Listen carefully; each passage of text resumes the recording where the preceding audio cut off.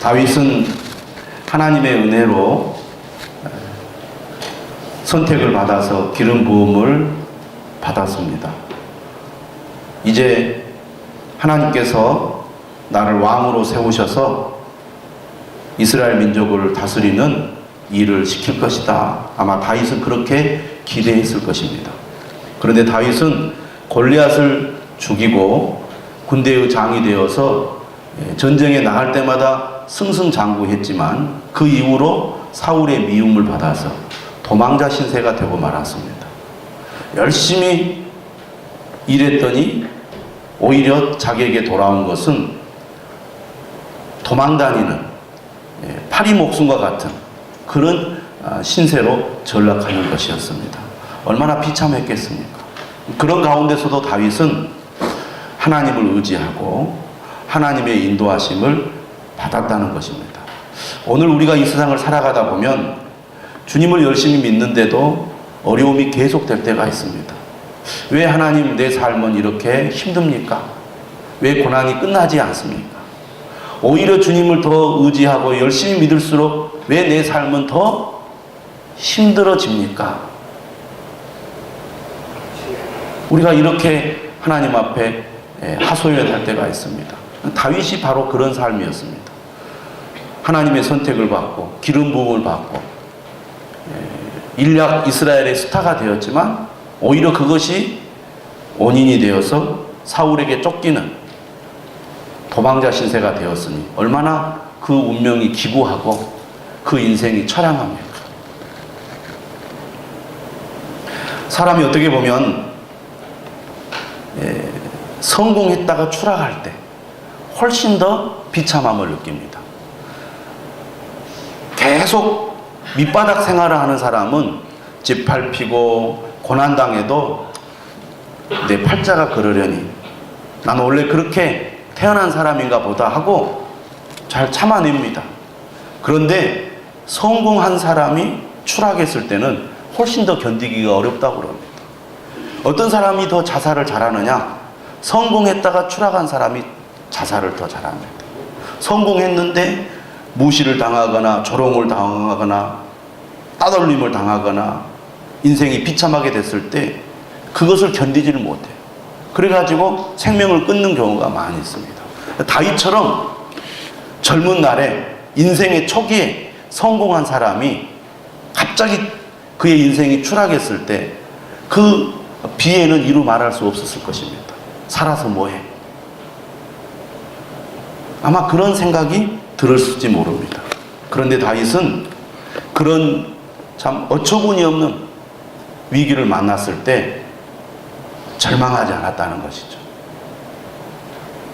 물론 다윗이 하나님을 의지하고 하나님께 기도하고 하나님의 도움을 구한 것도 있었지만 다른 측면으로 보면 하나님께서 선택한 다윗을 하나님이 절대로 버리지 않고 내버려 두지 않으셨다는 것이 우리가 주목해야 될 부분이라고 생각이 됩니다. 하나님이 다윗을 보호하셨다는 거죠. 하나님이 다윗을 지켜주신 거예요. 다윗이 잘해서가 아니라 다윗이 잘나서가 아니라 하나님이 선택한 사람이잖아요. 하나님이 왕으로 세우신 사람이잖아요. 그가 위기를 만나고 죽음의 그 골짜기로 들어갔지만 하나님께서는 그가 그렇게 완전히 망하도록 죽도록 내버려 두지 않고 하나님께서는 다윗을 어려움 속에서도 지켜주시고 보호하셔서 그가 어떻게 해서든지 왕이 되도록 하나님께서 인도해 주셨다는 것입니다. 할렐루야. 하나님의 은혜가 이렇게 크다는 겁니다. 내가 잘나서가 아닙니다. 내가 능력이 있어서가 아닙니다. 하나님이 나를 선택해 주시고 불러주셨기 때문에 고난 가운데서도 나를 보호해 주시고 끝까지 책임져 주시는 것이죠.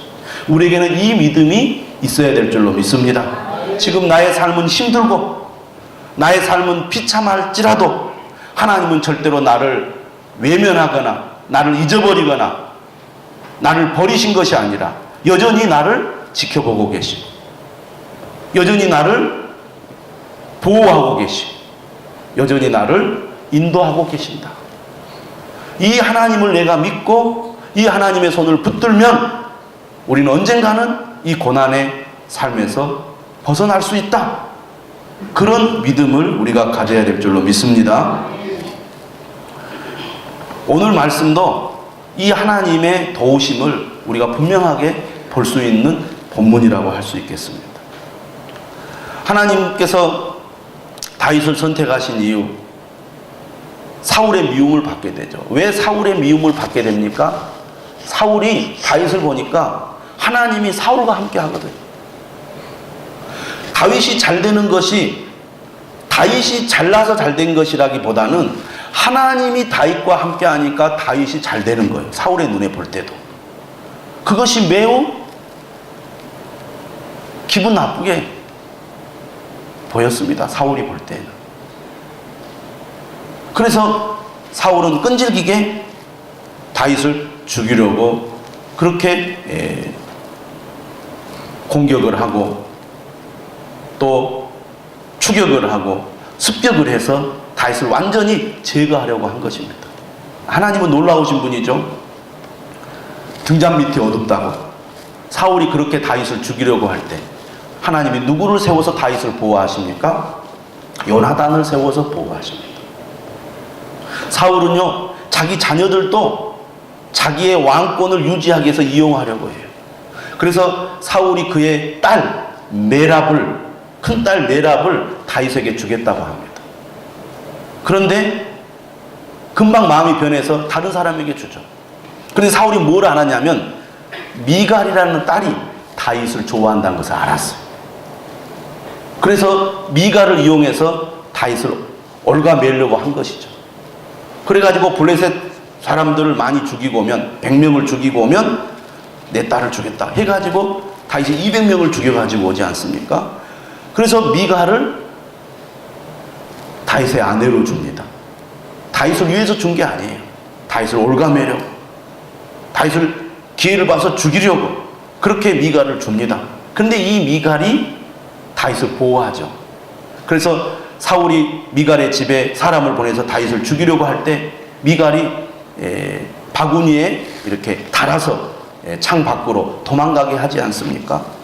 하나님께서는 사울이 전혀 생각하지도 못하게 오히려 등잔 밑이 어둡다고 가까이 있는 사람을 통해서 다윗을 보호해 주십니다. 사울이 얼마나 어처구니 없겠어요. 사울의 아들 요나단도 다윗을 너무너무나 좋아합니다. 자기 생명같이 사랑을 했어요. 믿지고 환장할 일이죠. 만약에 요나단이 아니고 다른 사람이었다면 사울이 요나단을 죽였을지도 모릅니다. 그런데 자기 아들이잖아요. 자기를 이어서 왕이 될 사람인데 죽일 수가 없잖아요. 그 요나단이 하필이면 다윗을 너무너무나 좋아하고 다윗에게 반합니다. 왜? 요나단이 다윗과 뭐가 통했어요? 믿음이 통한 거죠. 그 용맹스러운 용기가 통한 겁니다. 너무나 다윗과 요나단이 잘 맞는 거예요. 요나단이 완전히 다윗에게 반합니다.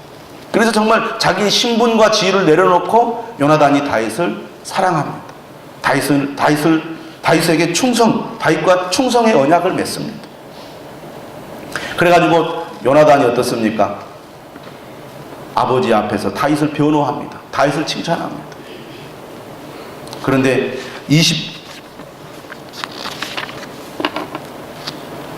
20장을 보면 이제 드디어 사울이 이제 극에 달했어요. 그래서 이 다윗을 완전히 죽이려고 그렇게 합니다. 이때도 요나단이 다윗을 변호하는 내용이 나옵니다. 한번 찾아보겠습니다. 사무엘상 20장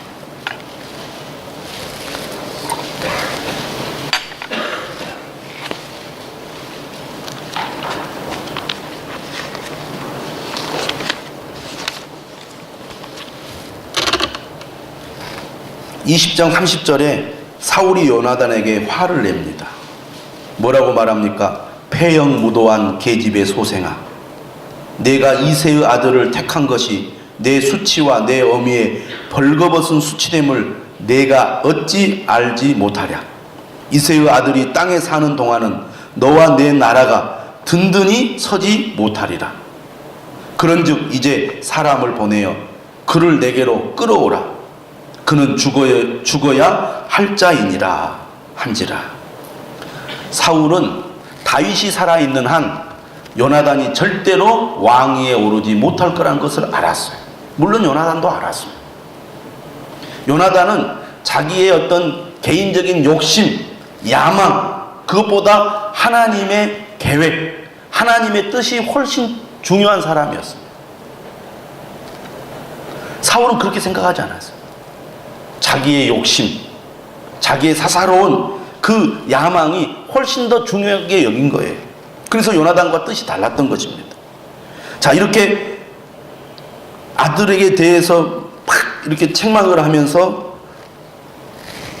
다윗은 죽어야 한다 이렇게 이야기할 때 요나단이 뭐라고 대답합니까? 32절 한번 같이 읽어보겠습니다. 시작. 요나단이 그의 아버지 사울에게 대답하여 이르되 그가 죽을 일이 무엇이니까 무엇을 행하였나이까. 살기 등등한 아버지 앞에서 요나단이 다윗이 잘못한 게 뭐가 있습니까? 그가 죽을 일이 무엇입니까? 이렇게 아버지에게 강하게 항의를 합니다. 33절 사울이 어떻게 합니까? 사울이 요나단에게 단창을 던져 죽이려 한지라. 요나단이 그의 아버지가 다윗을 죽이기로 결심한 줄 알고 심히 노하여 식탁에서 떠나고 그 달의 둘째 날에는 먹지 아니하였으니 이는 그의 아버지가 다윗을 욕되게 하였으므로 다윗을 위하여 슬퍼함이었더라. 할렐루야. 네. 아버지하고 등지면서까지 다윗을 보호하려고 했던 것이 요나단입니다. 그만큼 요나단의 다윗에 대한 믿음과 사랑이 극진한 것이죠. 왜냐하면 요나단은 다윗의 중심을 보았기 때문입니다. 다윗이 어떤 사람인지, 하나님이 다윗을 어떻게 선택하고 다윗을 하나님이 어떻게 사용할 것인지를 요나단은 보았기 때문에 요나단은 다윗을 절대 신뢰하고 그 아버지로부터 다윗을 보호하기 위해서 어떻게 보면 목숨까지 걸 정도로 그렇게 다윗을 보호했습니다. 사울은 완전히 이성을 잃어버렸어요. 자기 아들에게까지 단창을 던져서 죽이려 할 정도였으니 얼마나 사울이 이성을 잃은 사람입니까?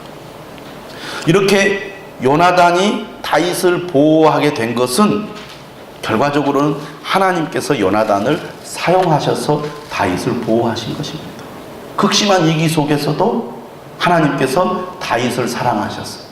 다윗을 보호하기 위해서 요나단을 들어 사용하시는 것이죠. 여러분, 지금도 하나님께서는 우리를 위하여 믿음의 형제, 믿음의 자매를 보내주시고, 할렐루야, 우리를 보호해 주시고, 우리를 격려해 주시고, 우리를 위로해 주심을 믿으시기를 바랍니다.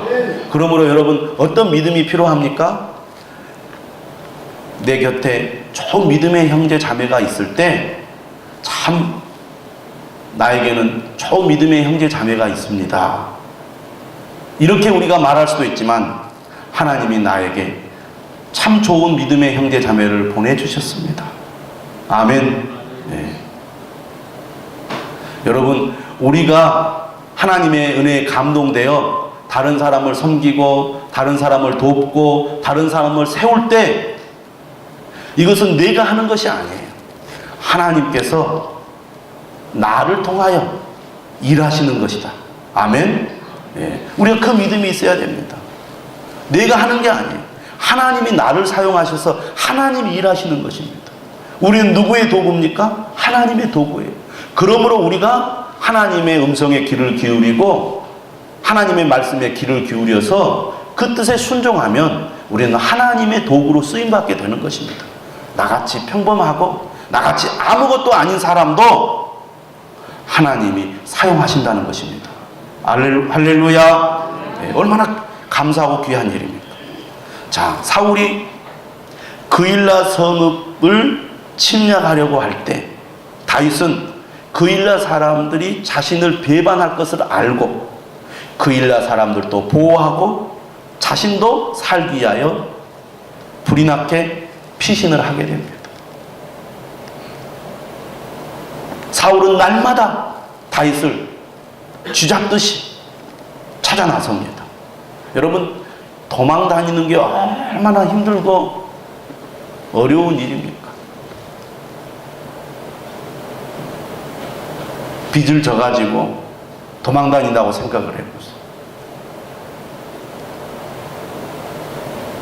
제가 옛날에 대학을 다닐 때 학생운동이 활발하던 시대였기 때문에 경찰에 쫓겨다니는 동료들이 많이 있었습니다.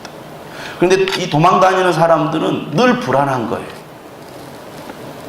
밤에 잠을 잘 때도 편하게 잘 수가 없어요. 혹시 잡으러 오는 사람이 아닌가? 눈빛이 이상해도 혹시 나를 감시하는 사람이 아닌가? 누가 문을 두드려도 나를 잡으러 오지 않았나? 늘 불안해서 길을 갈 때나 음식을 먹을 때나 차를 탈 때나 항상 두리번거리는 거예요. 그리고 조금만 표정이 이상해도 저 사람 나를 잡으러 온 사람인지 모른다, 이런 생각 때문에 늘 불안한 겁니다. 그러니 얼마나 힘들겠어요. 쫓기는 삶이 그만큼 피를 말리는 일이거든요. 다윗이 얼마나 괴롭고 힘들었겠어요. 얼마나 지쳤겠습니까? 이때 하나님께서는 누구를 또 보내십니까? 요나단을 보냈어요. 오늘 말씀 16절에 보니까 요나단이 일어나 숲풀에 들어가서 다윗에게 이르러 그에게 하나님을 힘있게 의지하게 하였는데, 요나단이 하나님의 도구로 쓰임을 받습니다. 얼마나 힘들었겠어요. 그 힘들어서 이제 그만 내가 포기할까? 그냥 사울에게 잡힐까? 아마 그런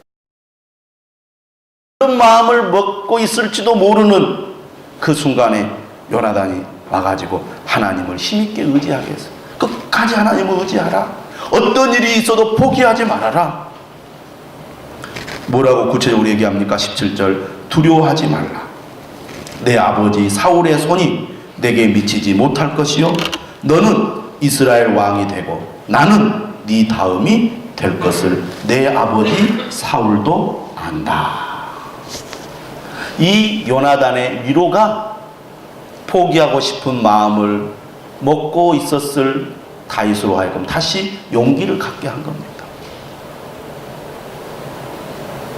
여러분, 우리도 요나단처럼 하나님께 쓰임 받기를 원한다면 힘든 사람, 절망 가운데 있는 사람, 낙심해 있는 사람에게 찾아가서 위로의 말, 격려의 말, 용기를 주는 말을 하는 여러분 되시기를 바랍니다. 할렐루야. 우리가 정말 하나님을 의지하여 믿음으로 기도하면요, 내 주변에 그런 사람을 보게 해주십니다. 하나님이 그런 감동을 줘요. 아무개에게 찾아가서 위로하라고, 격려해 주라고, 용기를 북돋아 주라고. 여러분, 말 한마디가 얼마나 큰 힘이 되는지 모릅니다. 정말 죽으려고 하는 사람이 말 한마디 때문에 그래, 내가 다시 한번 시작해보자, 죽기보다는 내가 한번 다시 살아보자, 그런 용기를 갖거든요. 위로가 그렇게 사람에게 중요한 겁니다. 많은 사람들이 그 위로의 한마디 듣지 못해서 삶을 포기하는 경우가 많거든요. 여러분, 기도할 때 하나님이 감동을 주시면 힘들어하는 사람, 우울해 있는 사람, 절망 가운데 있는 사람들을 격려하는 여러분 되시기를 주님의 이름으로 축원합니다. 제가 목회를 하면서 정말 성도 한 사람 한 사람 이렇게 기도하다 보면 하나님이 그런 마음을 주실 때가 있어요. 아, 저 사람을 좀 위로해야 되겠다. 하나님 그런 감동을 주십니다. 여러분, 우리의 기도가 항상 어디에 많이 맞춰져 있냐면 나와 내 가족에게 많이 맞춰져 있습니다. 물론 나와 내 가족을 위해서 기도를 많이 해야죠. 그런데 주님을 위해서, 교회를 위해서 기도를 하게 되면, 또 성도들을 위해서 기도하게 되면 하나님이 그런 감동을 주세요. 그런 마음을 주십니다. 떠오르게 해주세요. 그리고 정말 힘들어하고 있는 성도들에게 문자 하나, 전화 한 통화, 위로의 말 한마디가 낙심해가지고 하나님으로부터 멀어지는 사람에게 다시 내가 열심히 해보겠습니다. 다시 내가 기도하겠습니다. 다시 내가 하나님 가까이 하겠습니다. 그런 마음을 먹게 하거든. 여러분들도 그런 위로를 받을 때가 있을 것입니다. 아무개가 나를 위로해 주었다, 나를 격려해 주었다, 우리가 그렇게 말할 수도 있지만 하나님께서 아무개를 통해서 나를 위로해 주시는구나. 하나님은 여전히 나를 버리지 않고 변함없이 나를 사랑하시고 나를 지켜보고 계시는구나. 그것을 우리가 깨닫고 하나님께 감사하는 그런 삶을 살아야 될 줄로 믿습니다. 다윗은 이렇게 요나단의 위로를 받고 힘을 냅니다.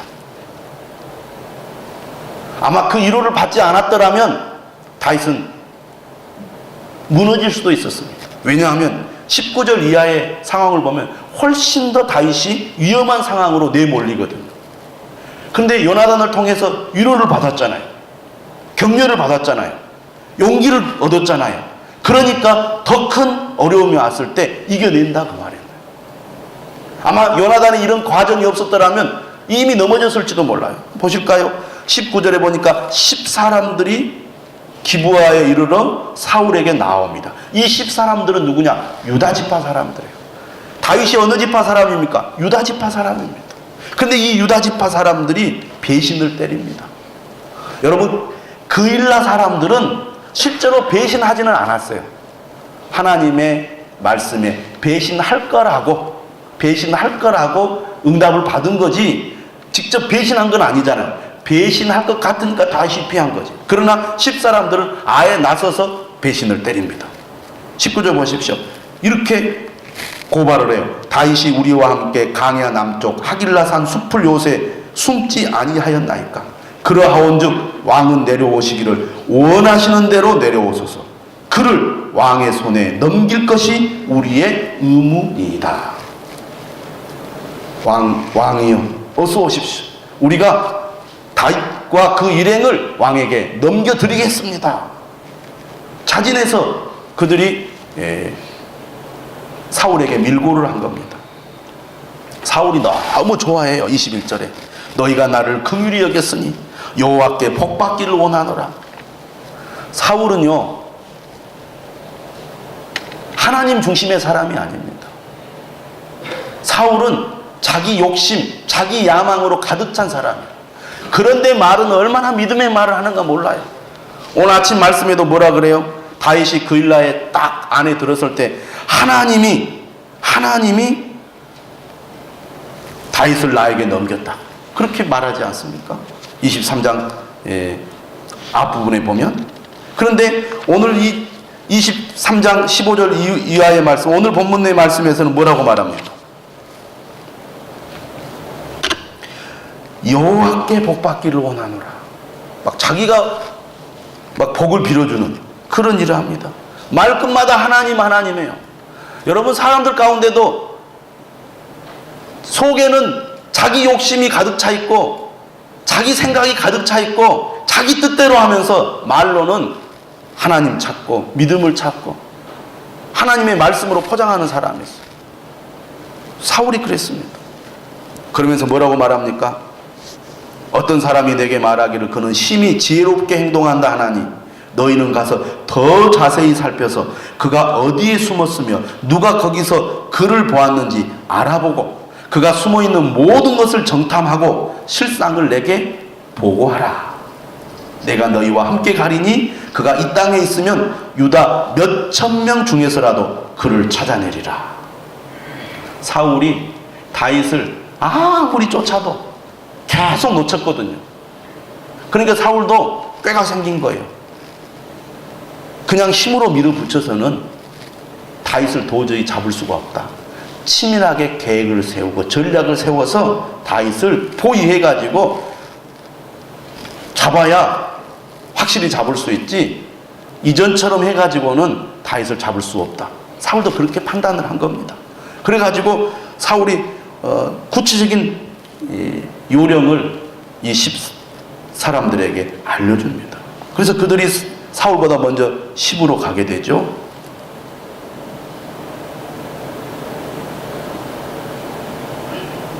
다윗과 그의 사람들이 광야 남쪽 마원 광야 아라바에 있을 때 사울과 그의 사람들이 찾으러 온 것을 또 다른 사람이 다윗에게 알렸습니다.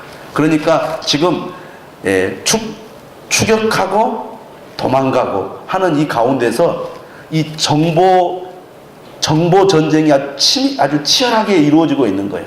사울에게 계속 다윗의 뭐라 그럴까요? 그 근거지, 다윗이 그 도망다니는 곳을 알려주는 사람이 있는가 하면 반대로 사울이 쫓아오는 것을 다윗에게 알려주는 사람이 있었어요. 치열하게 서로 정보가 오고 가니까 다윗도 어떻게 합니까? 사울이 왔다는 소식을 듣고 피해요. 자, 그런데 26절 보십시오. 사울이 산 이쪽으로 가매 다윗과 그의 사람들은 산 저쪽으로 가며, 그러니까 아주 가까이 지금 다윗을 쫓아왔다는 겁니다. 그러니까 곧 다윗이 잡힐 것 같은 그런 상황이에요. 지금 이대로 갔다가는 다윗이 잡힐 수밖에 없는 상황입니다. 보십시오. 이렇게 표현했어요.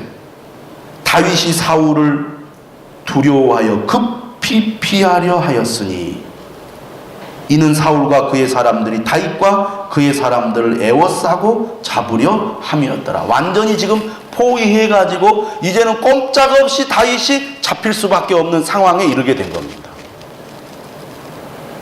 그런 정도까지 몰리게 되면 항복하는 것이 어떻게 보면 정상일 수 있어요.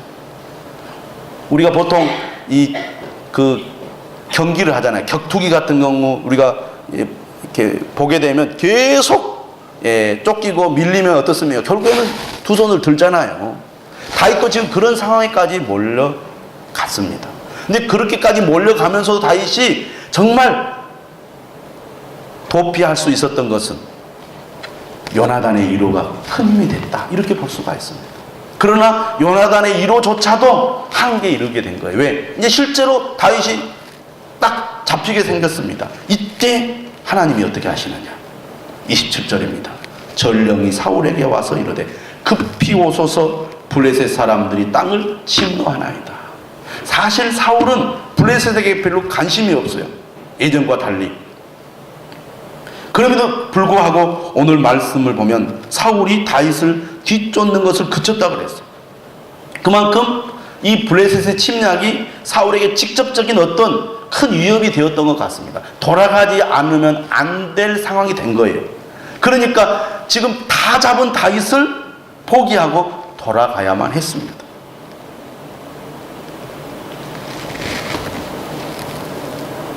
하나님께서 다윗을 보호하신 것입니다. 할렐루야.